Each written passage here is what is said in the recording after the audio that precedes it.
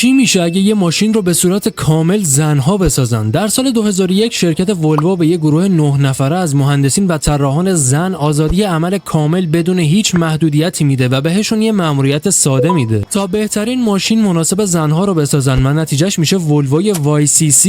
بدنه این ماشین طراحی جالب و آینده نگرانه ای داشت و حتی یه جایزه معتبر طراحی رو در اروپا برنده شد، اما قسمت جالبش در جزئیات ماشینه. مثلا این ماشین هیچ کاپوتی نداشت و اگه می‌خواستی به موتور دسترسی پیدا کنی باید کل قسمت جلویی بدنه ماشین رو از جا در می‌آوردی، چون خانم‌های طراح به این نتیجه رسیدن که تنها دلیلی که در کاپوت رو باز می‌کنن پر کردن مایع شیشه‌شوره. پس به جای داخل کاپوت در مخزن شیشه‌شور رو روی بدنه ماشین کنار در باگ قرار دادن تا دسترسی آسان‌تر بشه. برای این ماشین شیشه عقب پهن و آینه بغل‌های بزرگ در نظر گرفتن تا دید رو هنگام پارک کردن افزایش بده و به جای یک کنسول کوچیک یه محفظه بزرگ قسمت بندی شده برای کیف دستی، لوازم آرایشی و خریدهای روزانه وسط ماشین گذاشتن. رنگ ماشین هم مثل مایتابه‌های تفلونی در مقابل چربی و گرد و خاک مقاوم بود و دیگه نیازی به شستشو و کارواش‌های مداوم نبود. صندلی‌ها روکش‌های جدا شونده با جنس و رنگ‌های متنوع داشتن تا هر وقت دلت خواست بتونی رنگ صندلی‌ها رو راحت عوض کنی و پدال‌ها هم برای رانندگی با کفش‌های پاشنه بلند طراحی شده بودند. پشت سری‌های صندلی‌ها هم یه شیار خالی وسطشون داشتن تا اگه راننده کلیپس یا موهای دومسبی داشته باشه به سرش فشار نیاد. این ماشین توجه‌های زیادی جلب کرد و خیلی‌ها دوست داشتن این ماشین رو تو خیابون‌ها ببینن، ولی ولوو هیچ وقت این ماشین رو به تولید انبوه نرسوند.